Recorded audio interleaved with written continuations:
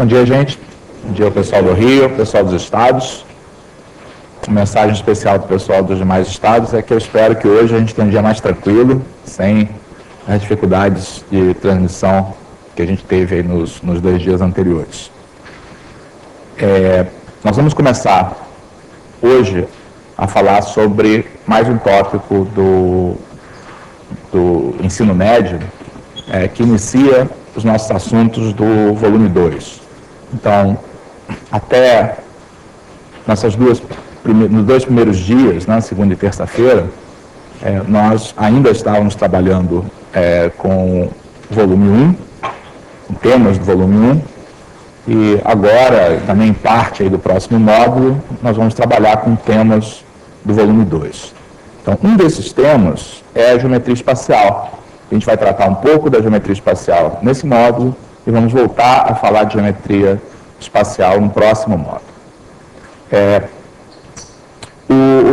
O tema é bastante extenso e nós vamos ter que fazer algumas escolhas a respeito dos tópicos que a gente vai estudar. Então, em particular, hoje, nós vamos fazer uma espécie aí de passeio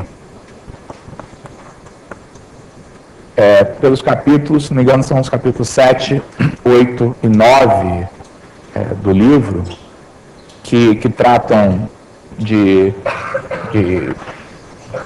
retas e planos paralelos, basicamente.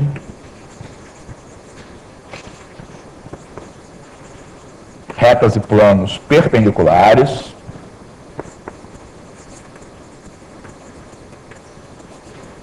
E o capítulo 9 é essencialmente um capítulo a respeito de problemas métricos, quer dizer, problemas que envolvem distâncias e ângulos,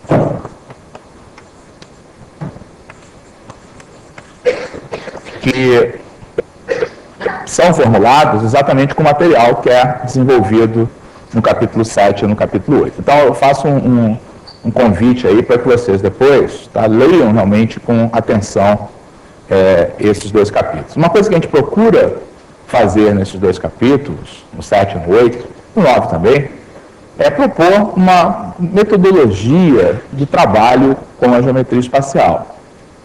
Então, atualmente, até que o problema do primeiro contato com a geometria do espaço está se atenuando um pouco, porque se faz alguma exploração de figuras espaciais, né, de empilhamento de blocos, por exemplo, um pouco antes. Tá? Alguns livros aí já do ensino fundamental começam a introduzir uma certa familiaridade com figuras espaciais. Mas nem sempre isso acontece, e a primeira vez que o aluno vai se deparar com uma figura espacial, tá, na qual ele vai ter que tirar conclusões a respeito dessa figura, tá, isso é um choque, né? Essa passagem aí do plano para o espaço não é uma passagem simples. Tá? Isso se deve ao fato de que os nossos mecanismos aí de representação das figuras serem essencialmente bidimensionais.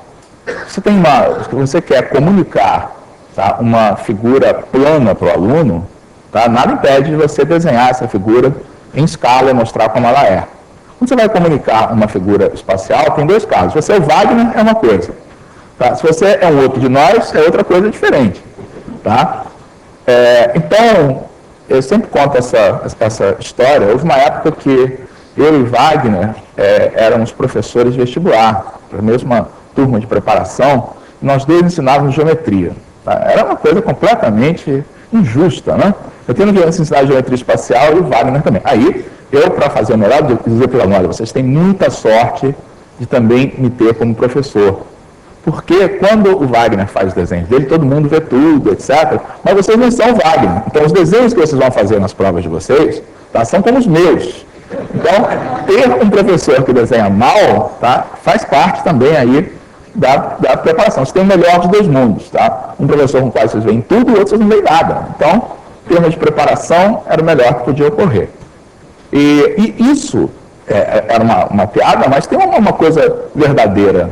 Tá? Mal ou bem, a gente em geometria espacial não pode recorrer, já na geometria plana, isso não Você pode apoiar a sua intuição com informações que vêm da figura. Na geometria espacial isso é muito mais limitado, tá? Porque no momento que você faz as representações no plano, você perde informação, tá? Uns perdem mais que outros, né? Então, é necessário, para você poder estar confortável com as situações da geometria espacial, que você saiba argumentar com base nas propriedades das relações entre as figuras geométricas. Tá? E é isso que os capítulos 7 e 8 fazem.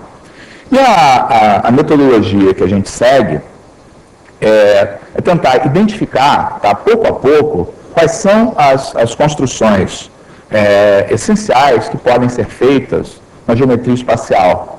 Então, a construção de retas, planos, poliedros, tá, elas vão se tornando possíveis à medida que você agrega determinados conceitos, tá, ao seu repertório de conhecimentos geométricos. Tá? Então, isso é o que é feito aí nos capítulos 7 e 8, e eu realmente convido vocês, tá, a dar uma lida. Outra coisa, eu estou falando nas propriedades, mas é claro que eu não estou defendendo que você vá, num curso para alunos do ensino médio, fazer uma teoria axiomática da geometria. Então, não tem muito cabimento você fazer uma construção formal em que você diga quais são os postulados, quais são as consequências desses postulados, mas você, como professor, tá, tem que ter isso aqui mais ou menos no bolso, porque isso vai guiar a ordem na qual você vai fazer as coisas. Tá? Então, nosso ponto de vista aí desses dois capítulos é pensar nos elementos básicos da geometria espacial e o que você pode fazer com eles. E a gente procura fazer isso sempre através, olhando para a geometria espacial como se fosse uma extensão, na verdade uma extensão da geometria plana. A gente quer levar para a geometria espacial tudo que tem na geometria plana, tá? Mais as coisas que são específicas do fato de a gente ter acrescentado mais uma dimensão. Então, se você olha aqui na geometria plana, então o que é a geometria plana? Geometria em que o universo é restrito a um único plano, tá? E as duas construções fundamentais da geometria plana, as duas construções mais fundamentais, tá, são as seguintes. Dados dois pontos, tá, é possível traçar uma e somente uma reta passando por eles. Então, essa propriedade é um dos axiomas da geometria plana, tá, e é a base do principal instrumento de desenho da geometria plana. A régua que ela faz é implementar esse axioma. Ele produz a reta que passa por dois pontos. Tá? Outra propriedade fundamental, extremamente importante aí da geometria plana, é que existem dois tipos de retas na geometria plana. Tá? Existem retas que se encontram e retas que não se encontram. Tá? Retas concorrentes e retas paralelas.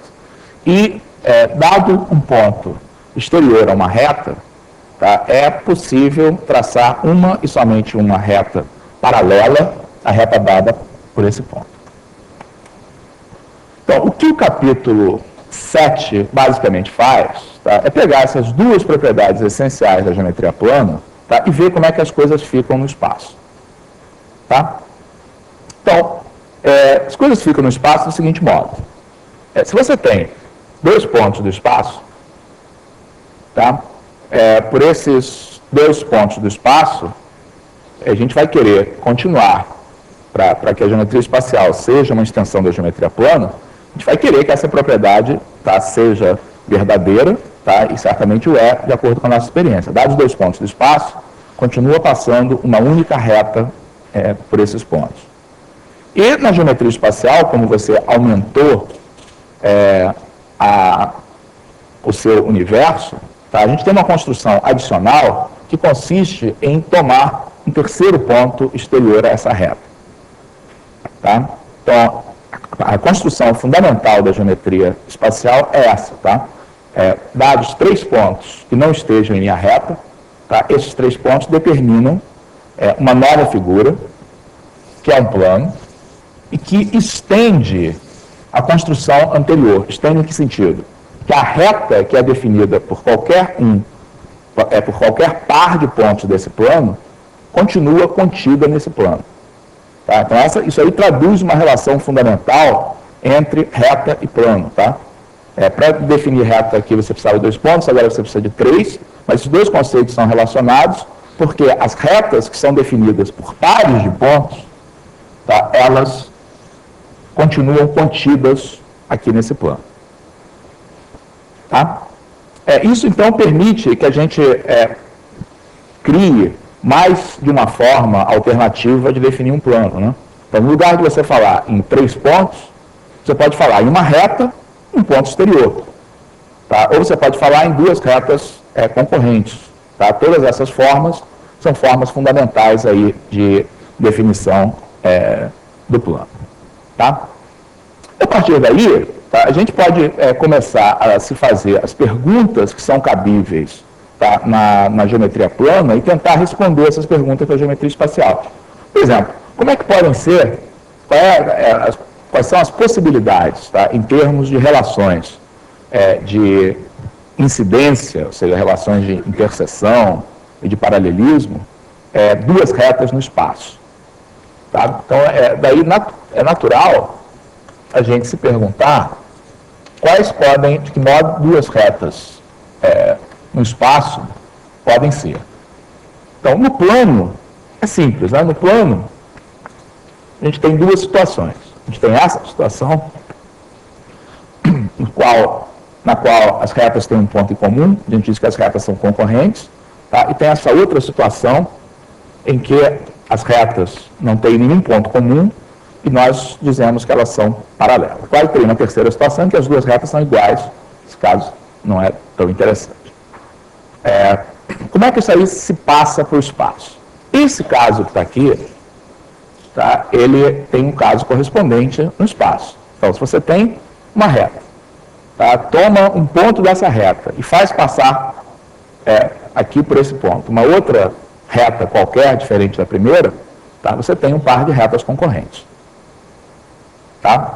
Mas esse caso aqui do plano, é importante mostrar para os alunos, tá, que ele no espaço, ele se abre em 2 subcasos. Tá?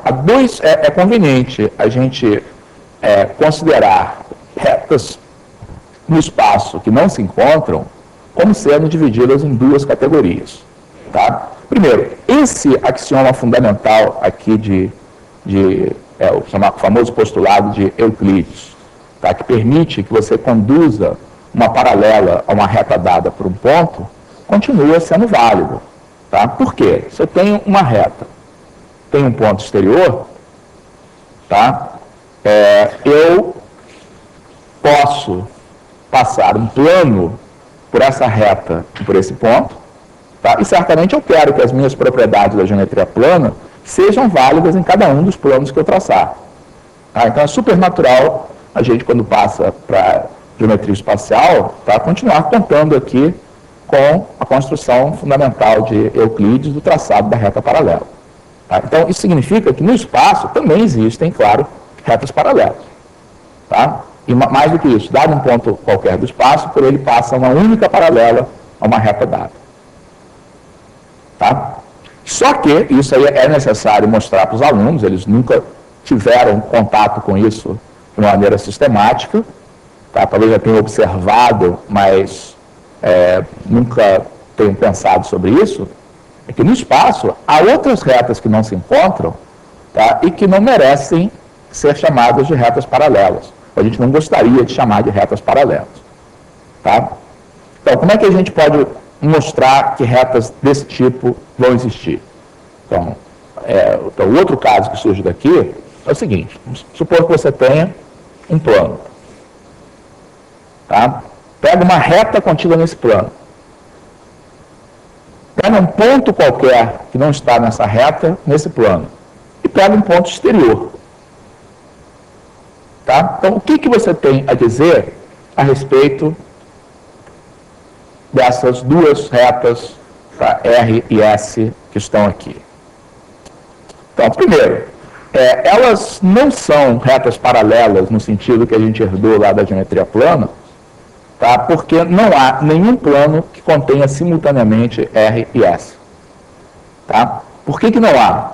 A razão pela qual não há é porque por essa reta R e por esse ponto aqui da reta S, passa um único plano. Tá? Então, se existisse algum plano que contivesse R e S, teria que conter esses dois elementos. Então, teria que ser esse plano. Mas há pontos da reta S que não estão nele. Tá? Então, isso aqui demonstra que realmente não há nenhum plano que contém R e S simultaneamente. Portanto, essas retas R e S não são como as paralelas que a gente herdou lá da geometria plana. Tá?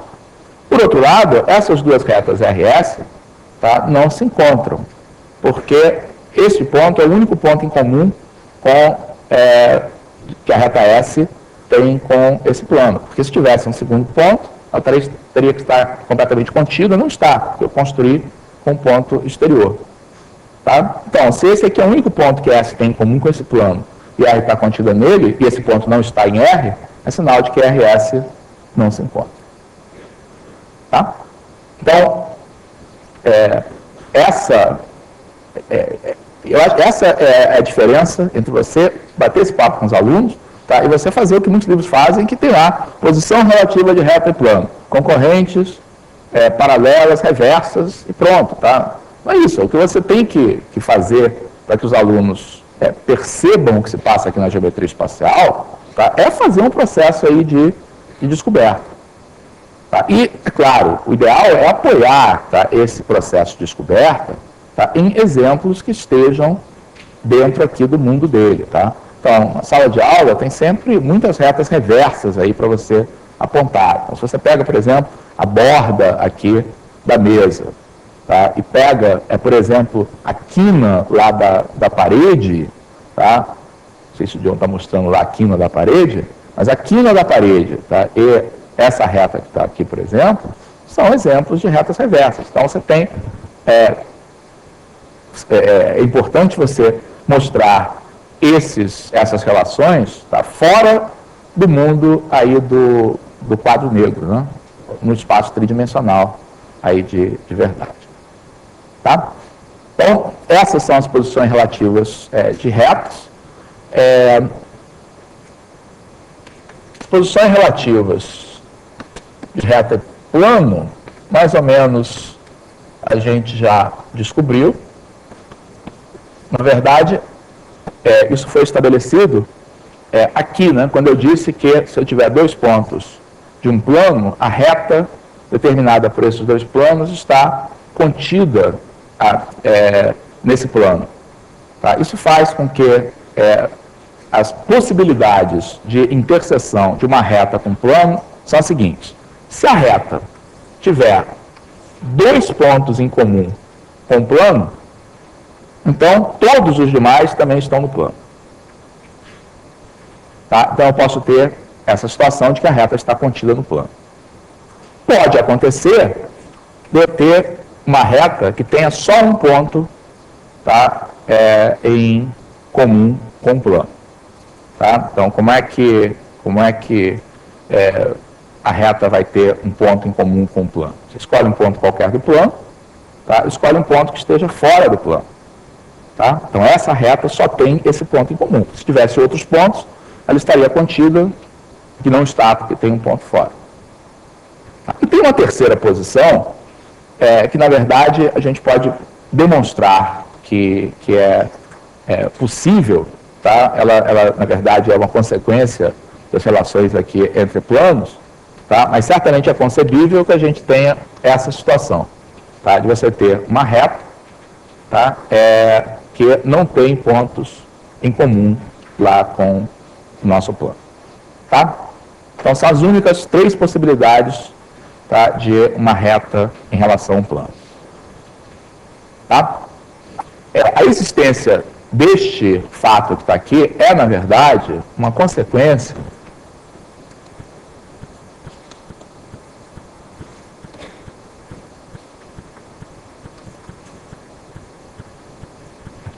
das posições relativas de planos.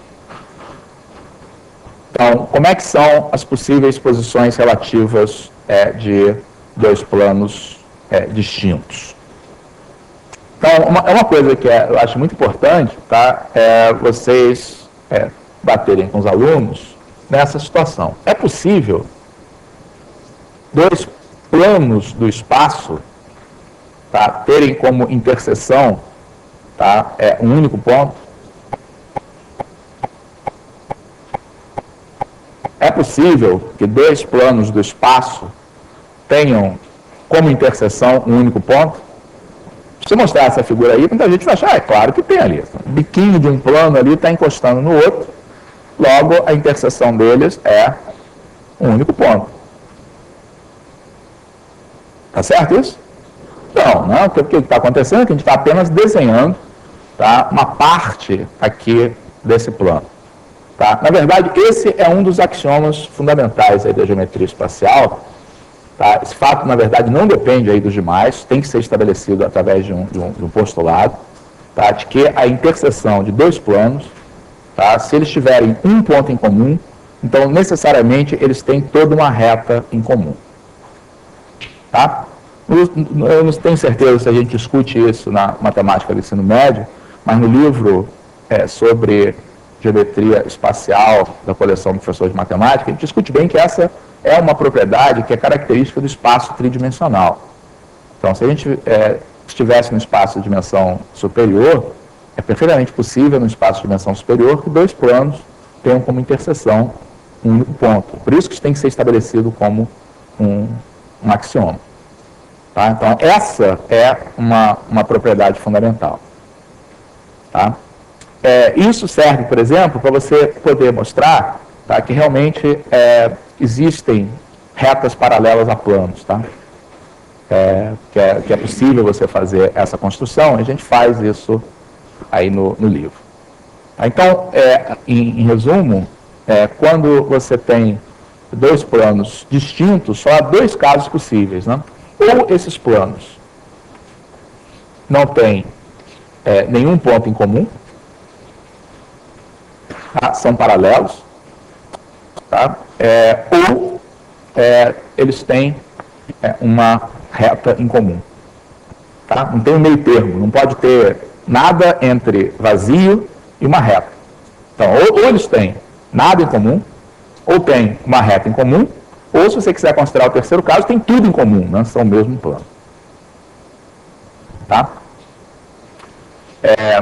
A partir daí, quer dizer, cada uma dessas situações, tá, para mostrar a possibilidade, tá, de você construir planos paralelos, pode ser demonstrada essa possibilidade, mas é claro que não cabe num curso do ensino médio. Tá? No curso do ensino médio, os alunos vão ter dificuldade de entender a existência de planos paralelos, tá? Ou de uma reta paralela a um plano. Mas é muito importante a gente ensinar os alunos como reconhecer uma determinada situação que uma reta, por exemplo, é paralela a um plano. Tá? Então, ou quando dois planos são paralelos. Então, se você tem que verificar ou argumentar com alguém que uma reta é paralela a um plano, tá? O que você deve procurar? Como é que você, em geral, faz esse tipo de argumento nas construções que a gente vai encontrar? Como é que você faz para convencer uma pessoa de que uma reta é paralela a um plano dado?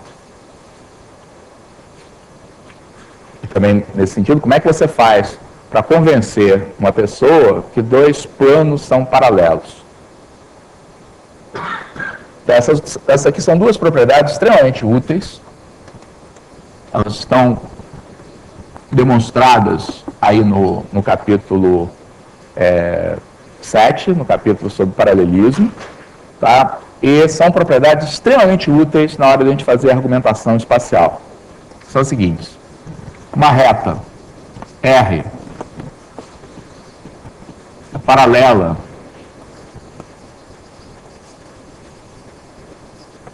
a um plano alfa quando R, quando não é uma definição, C somente C, R não está contida em alfa e é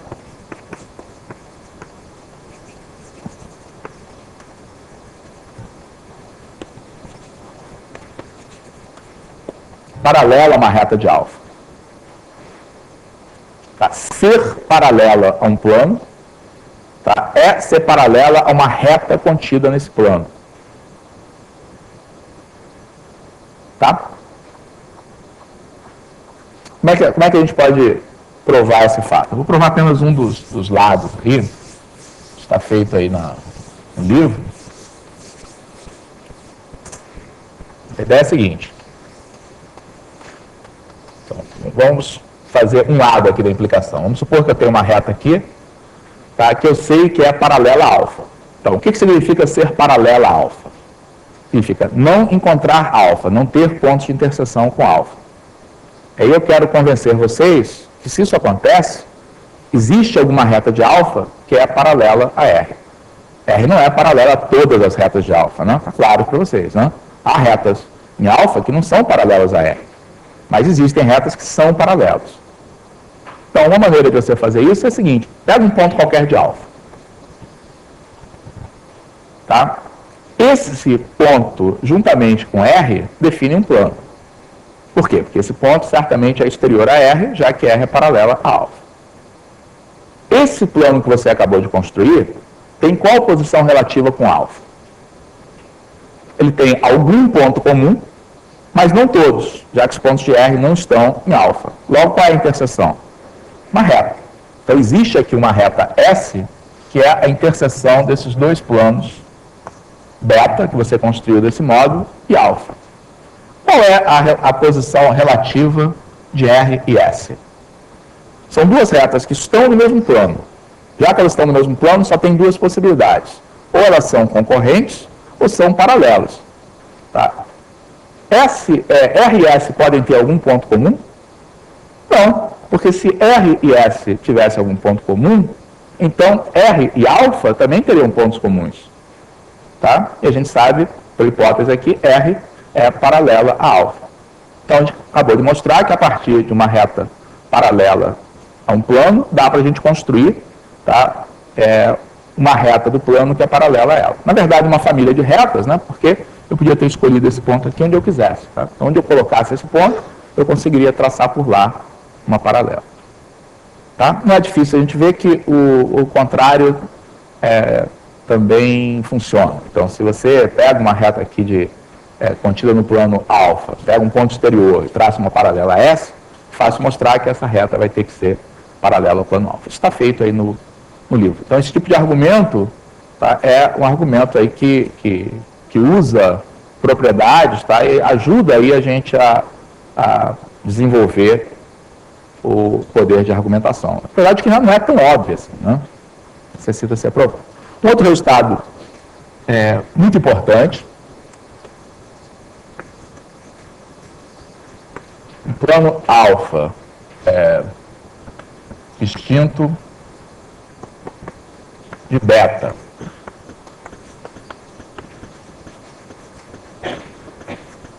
É paralelo a ele, C e somente C. Quando é que, quando você está trabalhando com uma figura, como é que você sabe que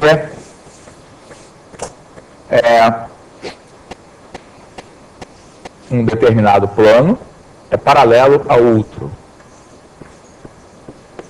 Tem dois planos, alfa e beta. O que você precisa descobrir, tá, sobre o plano alfa para poder concluir que ele é paralelo ao plano beta? Por exemplo, será que basta eu dizer isso aqui? Se somente C alfa possui, então, a tentativa ainda aqui, tá? Uma reta paralela a beta. Que tal? A maneira legal de fazer isso, tá, é assim, tá? É você tentando descobrir com os alunos o que você precisa garantir. Essa afirmativa é verdadeira ou falsa? Por quê?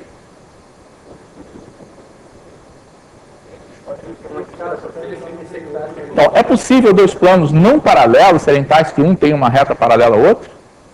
Sim. Claro, não? Então, se você tem dois planos aqui que não são paralelos, como esses dois, toda reta que você toma num deles, que seja paralela à interseção, reproduz aquela nossa construção ali. Né? Tá? Na verdade, está ali. Né? O plano beta não é paralelo a alfa e possui uma reta paralela a ele. É só olhar para a figura que já tinha ali do quadro. Então, do jeito que está errado. Vamos consertar, então.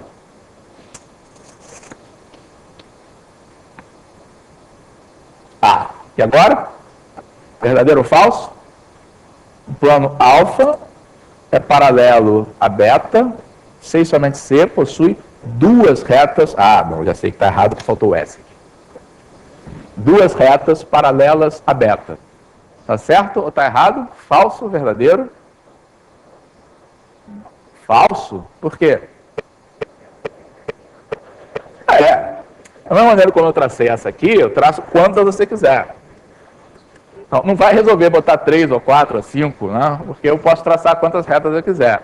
Então, isso está errado ainda. Conserte. Não, vou apagar tudo, não. Estou num bom caminho. Como é que é? Isso, eu tenho que escolher. Duas retas bastam, tá? Mas o problema é que essas duas retas não podem ser paralelas entre si. Então, como elas estão no mesmo plano, o contrário aí de serem paralelas é serem concorrentes, tá? Então, se você disser que alfa possui duas retas concorrentes que são paralelas a beta, tá?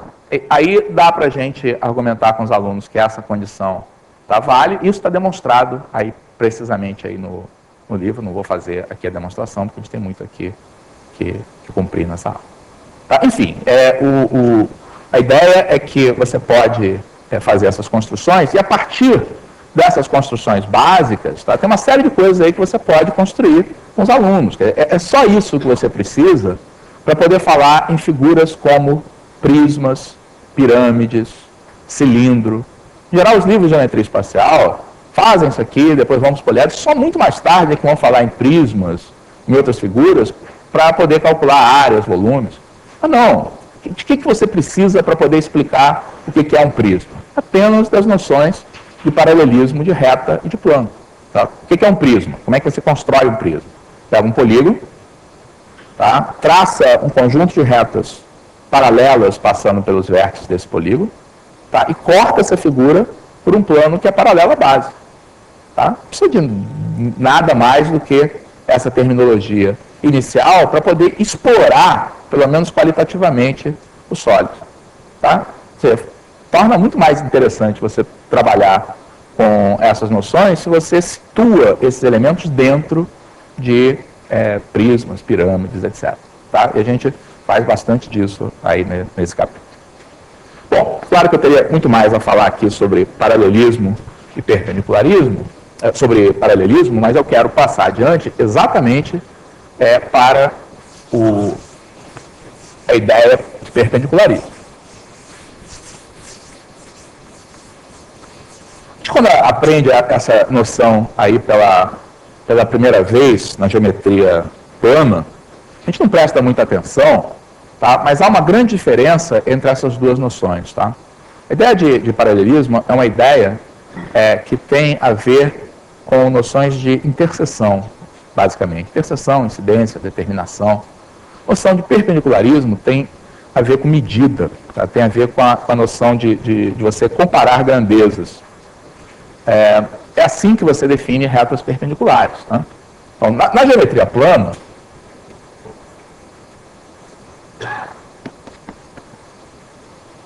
como é que você define duas retas como sendo perpendiculares? O que são duas retas perpendiculares? Duas retas concorrentes que formam um ângulo de 90 graus. O que é formar um ângulo de 90 graus? O que significa formar um ângulo de 90 graus? Serem perpendiculares, certo.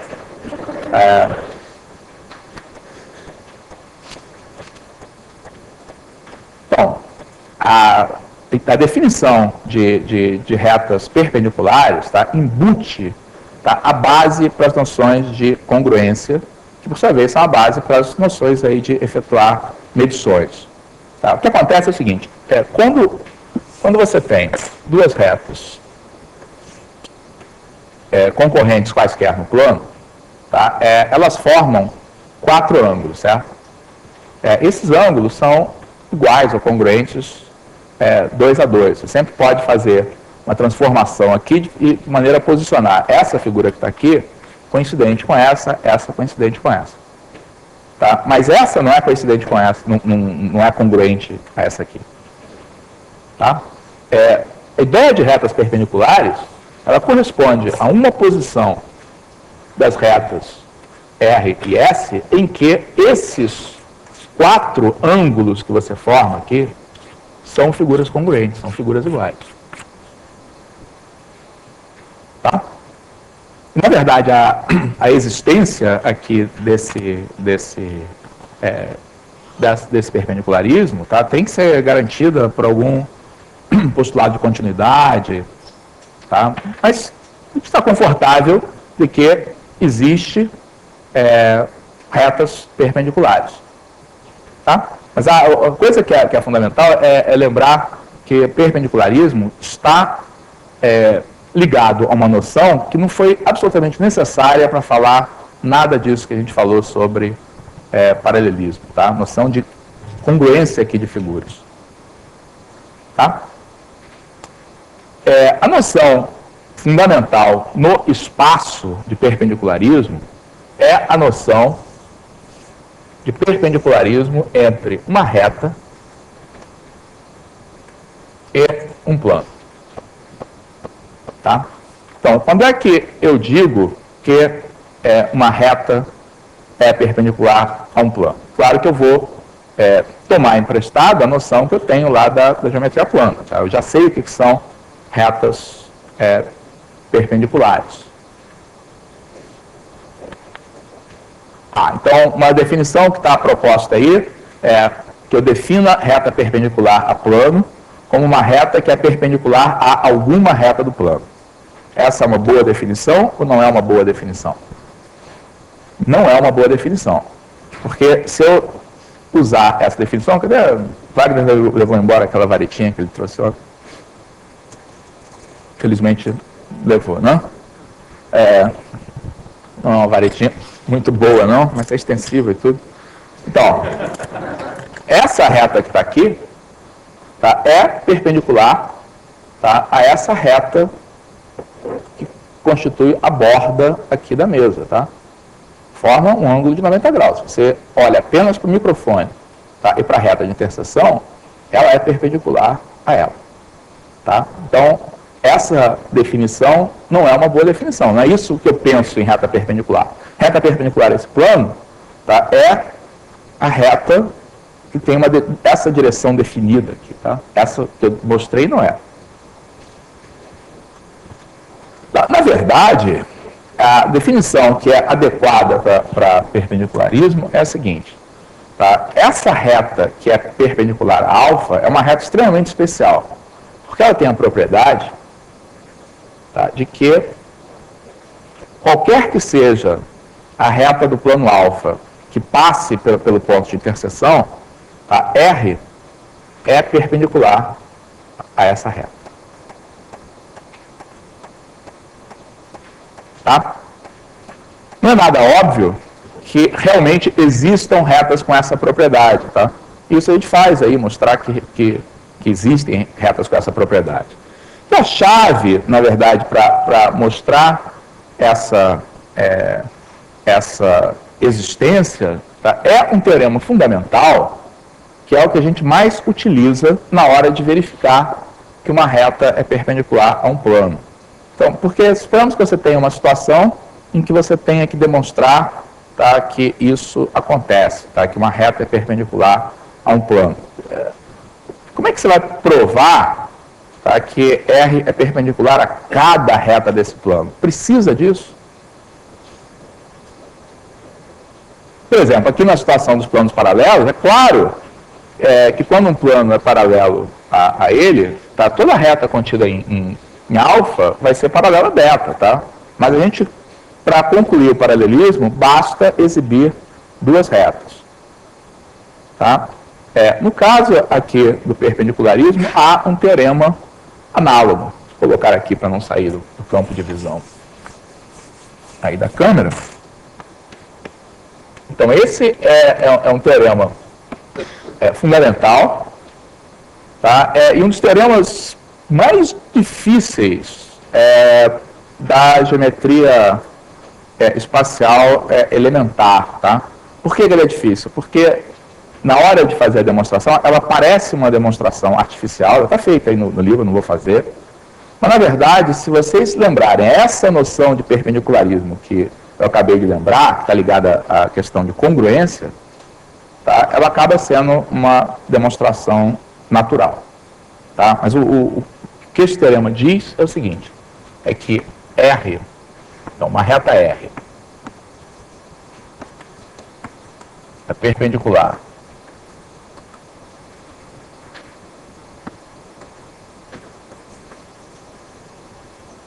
a um plano alfa, quando é perpendicular, ou se a gente quiser, pode utilizar ortogonal aqui, já vou discutir a diferença aqui entre uma coisa e outra, quando é perpendicular, ou pode ser ortogonal, a duas retas concorrentes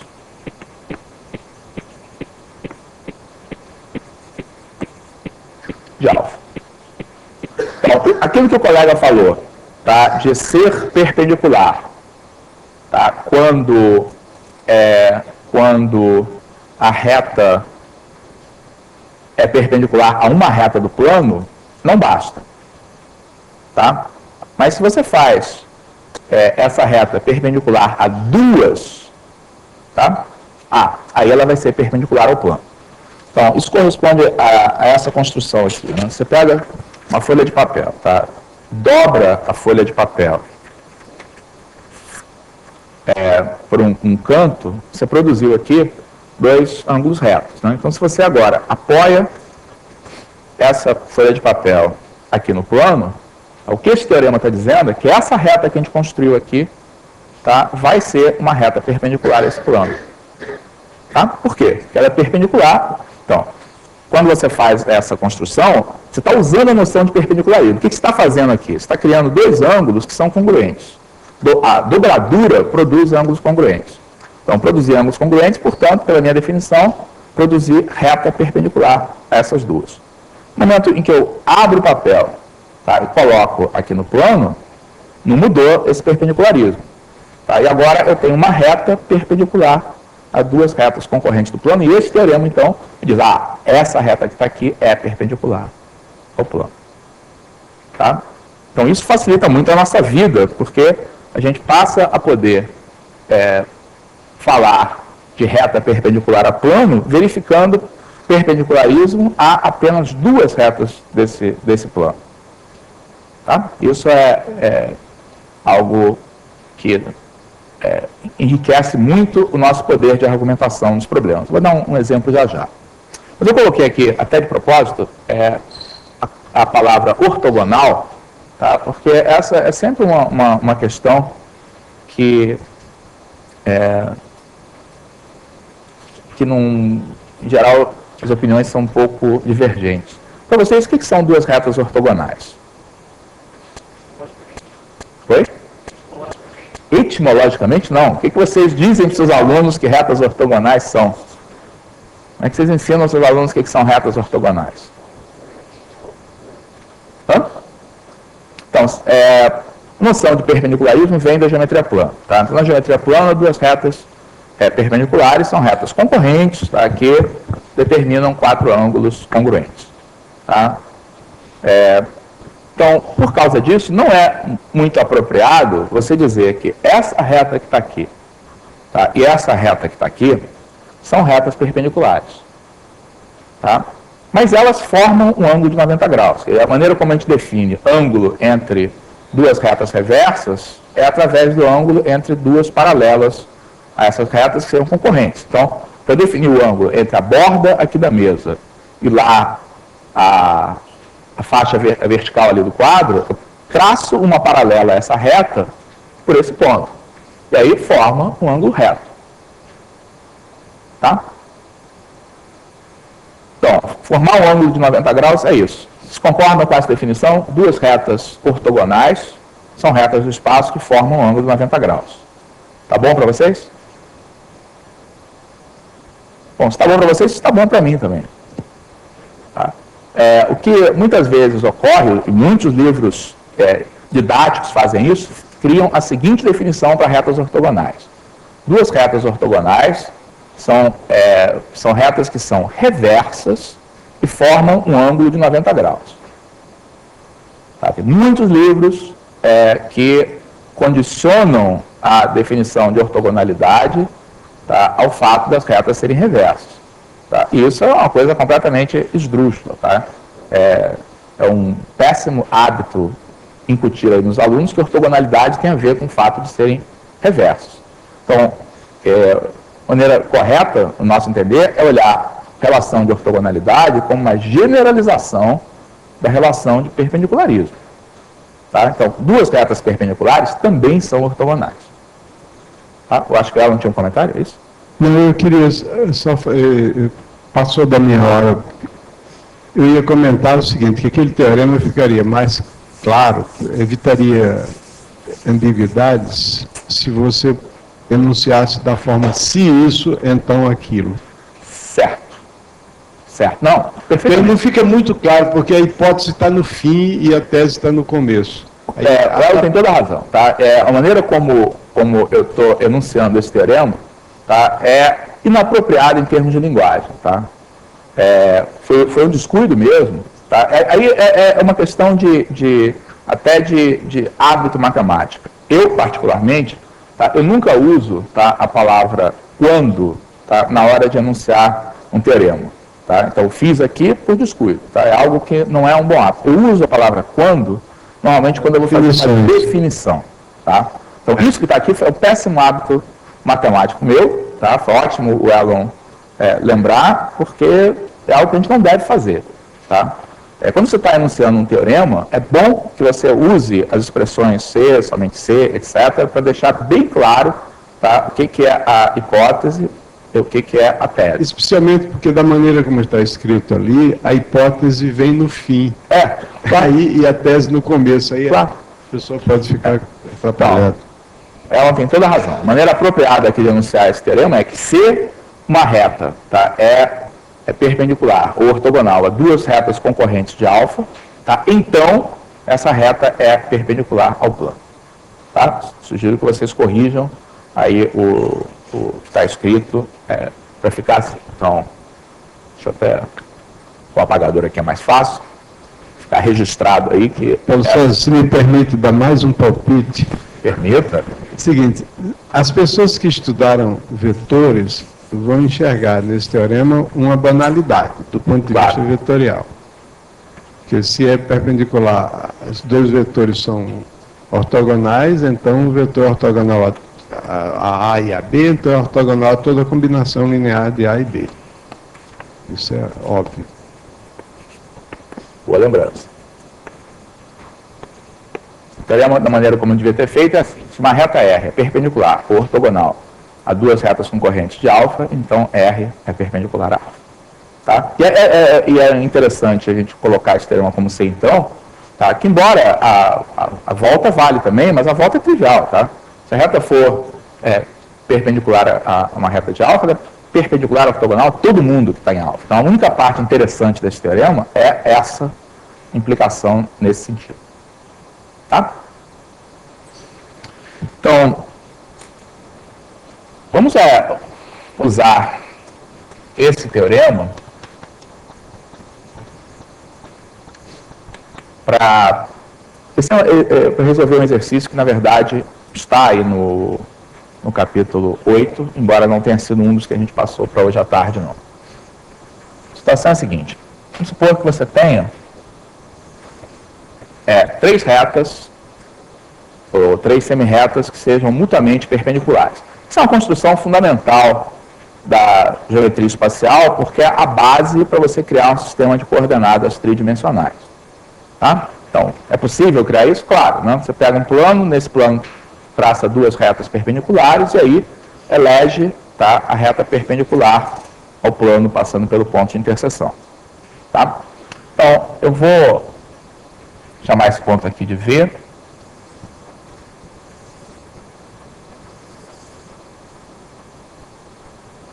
Vamos chamar esses pontos aqui de A, B e C. Tá? E vou fazer a seguinte construção. Pelo ponto V, eu vou traçar a perpendicular ao plano ABC. Tá? Com isso, eu vou obter aqui um ponto que eu vou chamar de H. Tá? Adivinha por que eu chamei de H? H normalmente é o nome que a letra que a gente escolhe para representar o ortocentro, tá, de um triângulo. Um hábito aí dos livros de geometria de modo geral. Tá? Então é isso aí que eu quero ver como é que a gente pode provar. Então o que eu tracei aqui, então eu tenho essas três retas formando o que a gente chama de triedro trirretângulo, né? Elas são mutuamente perpendiculares. Tá? Eu baixo a perpendicular ao plano aqui, então isso aqui vai ser perpendicular a todas as retas aqui do plano que passam aqui pelo seu ponto de interseção. Tá? Eu quero mostrar, então VH é perpendicular ao plano de ABC. Eu quero mostrar que H, então mostrar que H é o ortocentro de ABC. Aqui, ó, varinha do Wagner aqui. Aqui eu não vi. Ótimo instrumento para retas perpendiculares. Muito bem. E aí? Como é que a gente aborda esse problema, hein? A gente começa a trabalhar com ele. Quero mostrar que aquele ponto H é o ortocentro do triângulo ABC.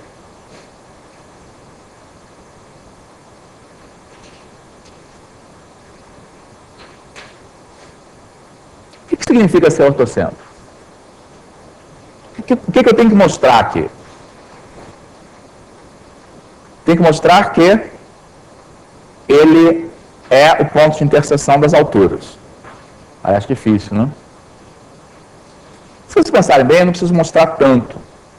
Porque eu tenho uma assimetria aqui nessa construção. Tá? As retas VA, VB e VC estão na mesma posição relativa, tá? Uma em relação à outra. Então, eu não preciso, na verdade, mostrar que ele está na interseção das alturas. Já sei que as alturas de um triângulo se intersectam. Tá?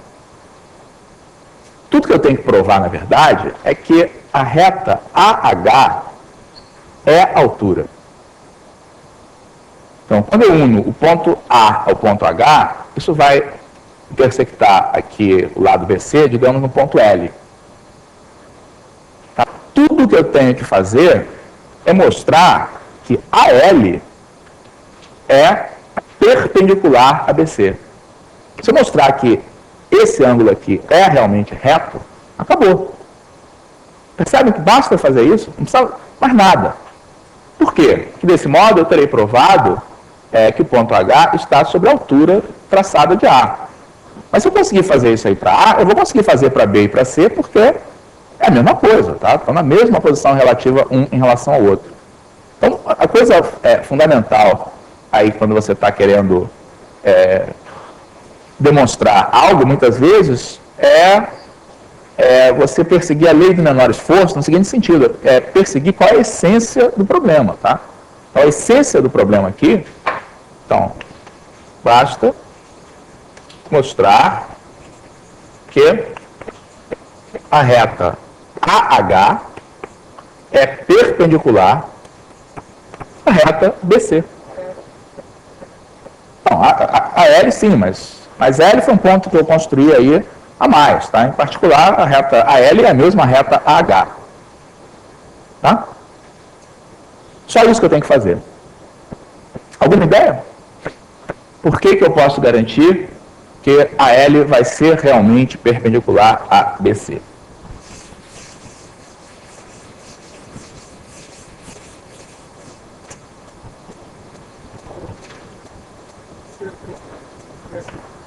Paralela a BC passando por H. A sugestão do colega é traçar uma paralela ABC passando por H.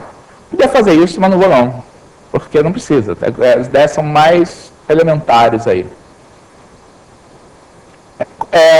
Olha só, que tipo de argumento, tá, eu posso utilizar, tá, para mostrar que a L é perpendicular, ou a L ou a H é perpendicular a BC?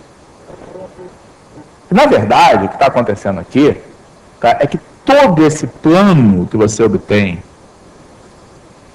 traçando, tá, considerando os pontos A, V, H e L, tá, esses pontos aqui estão todos eles num plano. Na verdade, a coisa é mais forte, tá, do que simplesmente a L ser perpendicular a BC. Na verdade, todo esse plano que está aqui é perpendicular a BC. Concordam que se eu conseguir mostrar para vocês que esse plano AVL é perpendicular a BC, eu provei, né? Porque se o plano for perpendicular, tá, então a reta que está contida nesse plano, ou qualquer reta contida nesse plano, vai ser perpendicular. Portanto, a L, sendo uma reta desse plano, é obrigatoriamente perpendicular a BC. O que eu preciso ter para me convencer de que este plano é realmente perpendicular a BC? Eu preciso conseguir, nesse plano, duas retas que sejam perpendiculares, ou mais geralmente, ortogonais, tá, a BC. Será que vocês conseguem me apontar aqui dentro desse plano duas retas que vocês possam garantir que formam um ângulo reto com BC?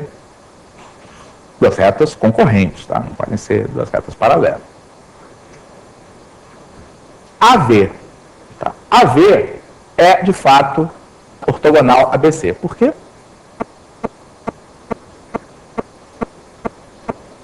Então, está me dizendo que AV é ortogonal a BC. Estou de acordo, mas por quê? Parece ortogonal, não? Mas por quê? Qual é o argumento que a gente pode dar? Isso, porque AV é perpendicular tanto a... Então, vamos colocar aqui. AV é perpendicular a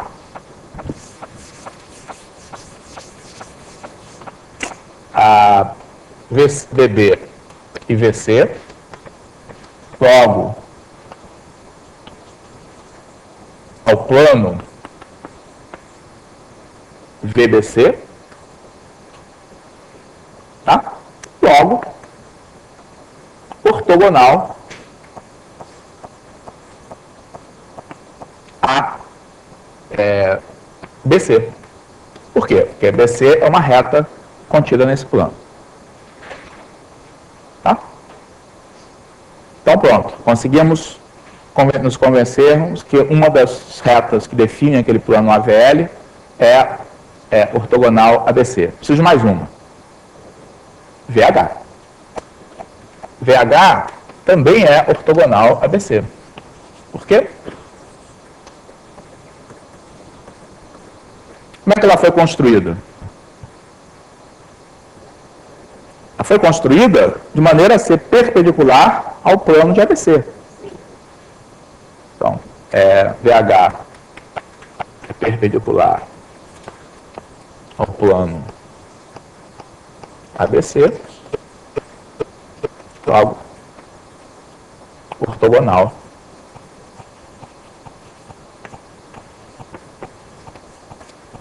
a BC também, já que BC é uma reta contida nesse plano. Tá? Então, daí o que a gente conclui? Portanto,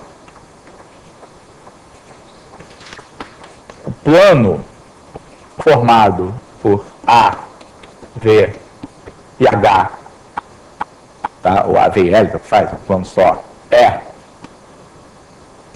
perpendicular BC, e assim, AH é perpendicular a BC. Tá? Então, provamos assim que se você ligar o ponto A ao ponto H, você vai obter uma reta que necessariamente é perpendicular à reta BC. Então, significa que o ponto H está sobre essa altura. Posso tirar a interrogação que eu tinha colocado? Isso aqui é, de fato, uma altura. Mas o A não tem nada de especial em relação a B e C. Tá? Eu podia ter trocado os nomes aqui e o mesmo argumento vale. Então, na verdade, o ponto H tem que estar também sobre as alturas traçadas de B e de C. Logo, é o encontro delas, que é o ortocentro. Tá? Na verdade, isso até nos dá uma demonstração alternativa da existência aí do ortocentro, né? Levando aí para uma dimensão acima. Essa é outra história. Muito bem. Eu vou pedir, hoje à tarde, vocês fazerem um problema também sobre perpendicularismo, em que essas relações entre retas e planos perpendiculares vão ter que ser usadas. Então, fiz um passeio aí pelo capítulo 7 e pelo capítulo 8. O capítulo 9, na verdade, é um capítulo de aplicações. Tá? Então, uma vez que você tenha todas essas noções principalmente a noção de perpendicularismo, tá? Você fica em condições, tá, de resolver problemas métricos. Então, você passa a poder definir, tá, coisas como o que é. Então, o que a gente faz aí no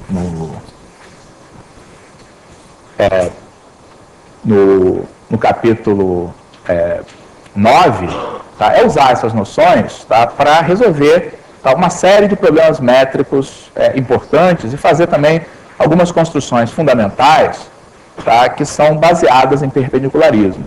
Tá. Uma dessas construções fundamentais é a construção dos poliedros regulares. Tá. Poliedros regulares, tá, são construídos, tá, usando essas propriedades, principalmente perpendicularismo. Por exemplo, vamos pegar um octaedro regular. Como é que a gente pensa no octaedro regular? O que é um octaedro regular?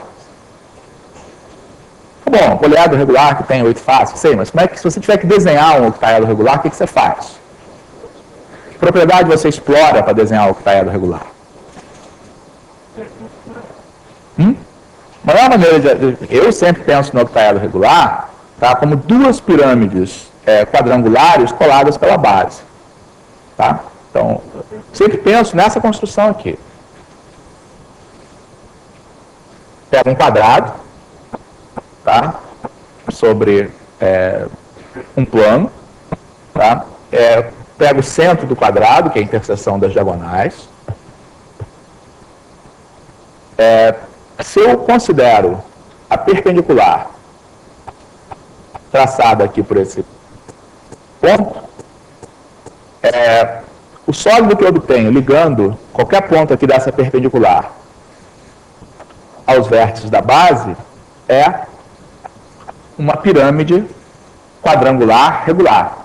Tá? Então, para você falar nesses conceitos, pirâmides regulares, tá? Prismas retos, então todos esses poliedros, o que você precisa para falar neles é basicamente a linguagem de perpendicularismo feita aqui nesse capítulo anterior.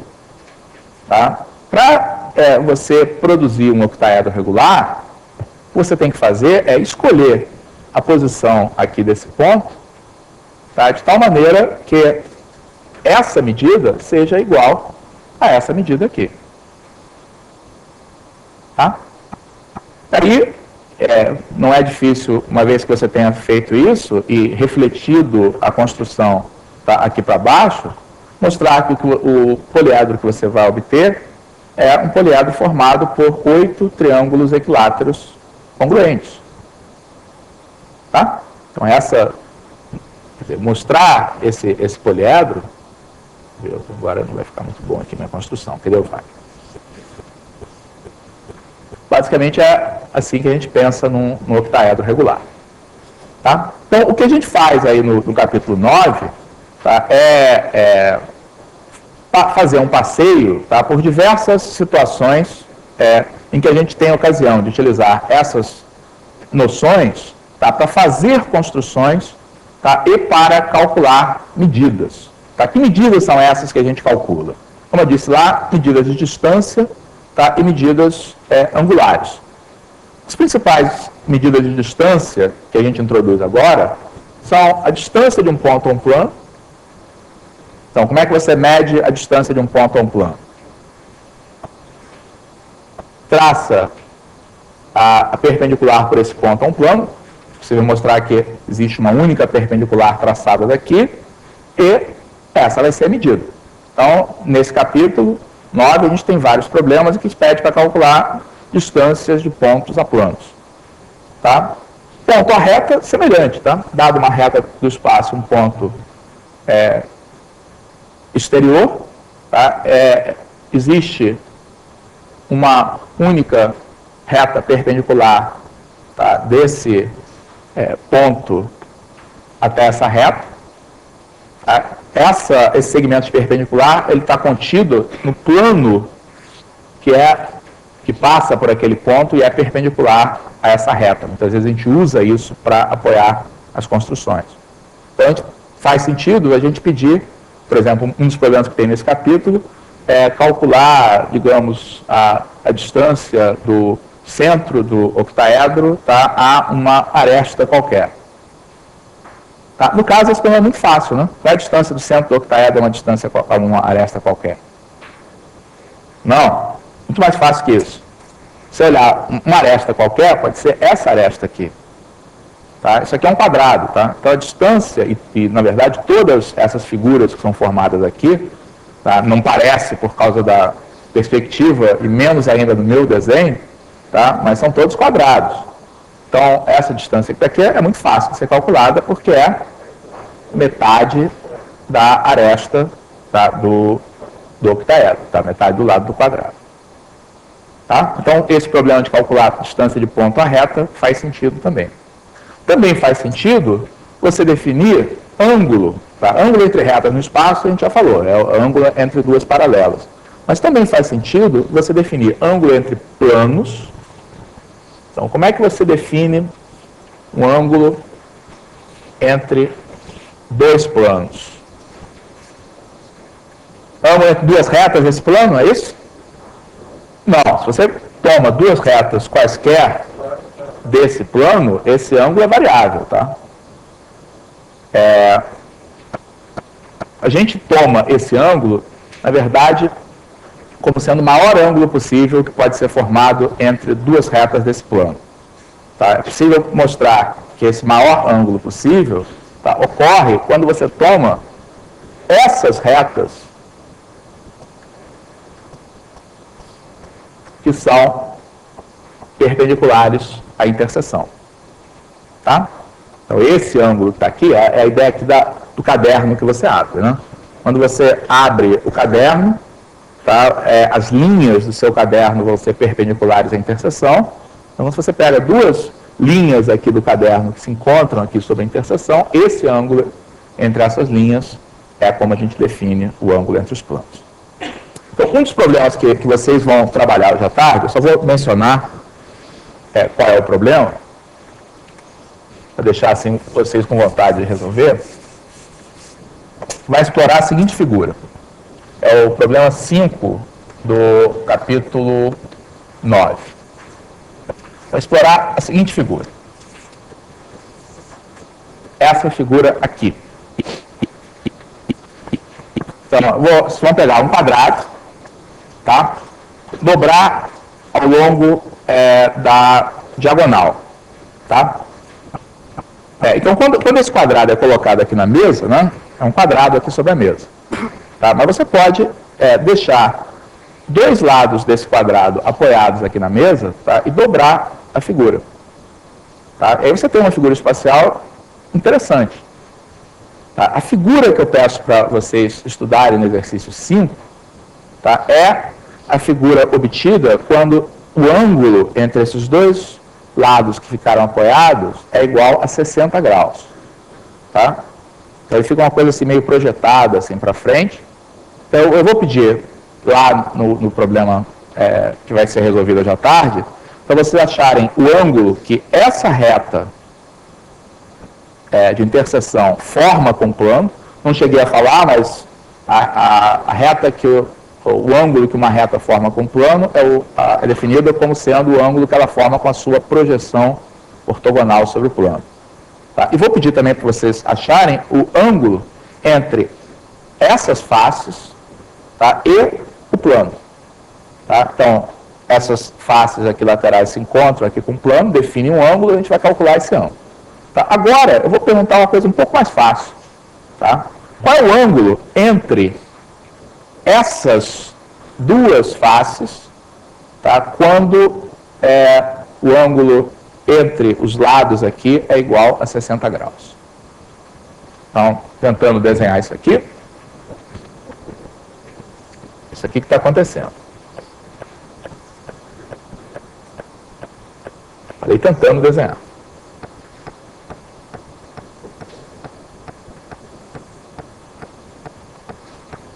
Falei tentando. Então, está acontecendo isso aqui, tá? Esse ângulo é 60 graus, tá? Você dobrou, tá? E eu quero achar qual é o ângulo formado por esse plano desse triângulo que está aqui da frente, tá? E o triângulo lá de trás. Tá? O que eu tenho que fazer? Na figura espacial é bem mais fácil, tá? Na figura, no modelo aqui. Eu sugiro que vocês já construam esse modelo e façam essa brincadeira de passar da representação plana para a figura espacial. Aqui é mais fácil, tá? O que eu preciso? Eu preciso encontrar duas retas que sejam perpendiculares à interseção. Então, qual é a reta ideal aqui para usar? É exatamente a diagonal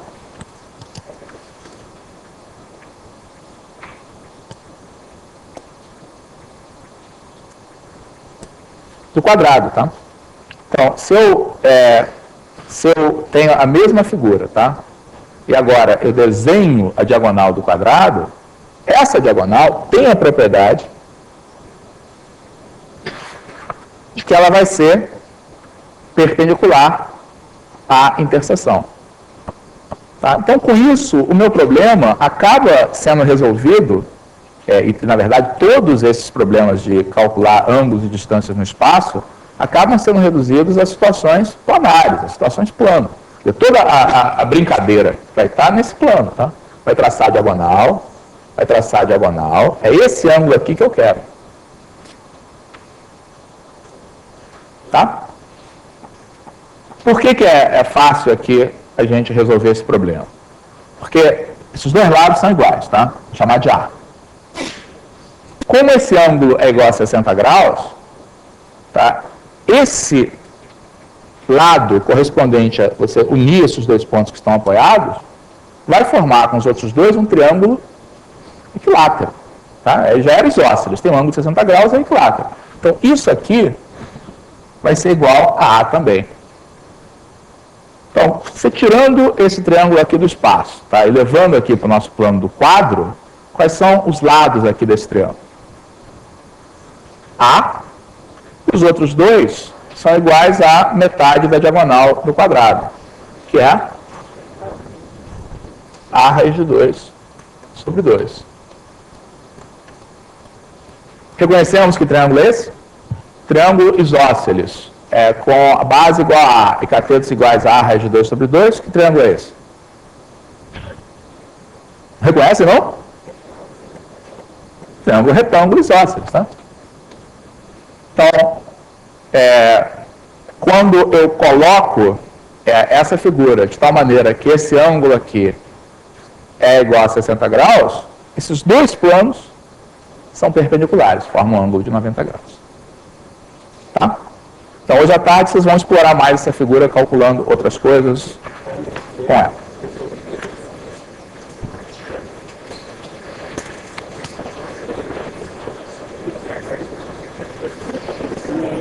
Deixa eu ver se tem perguntas.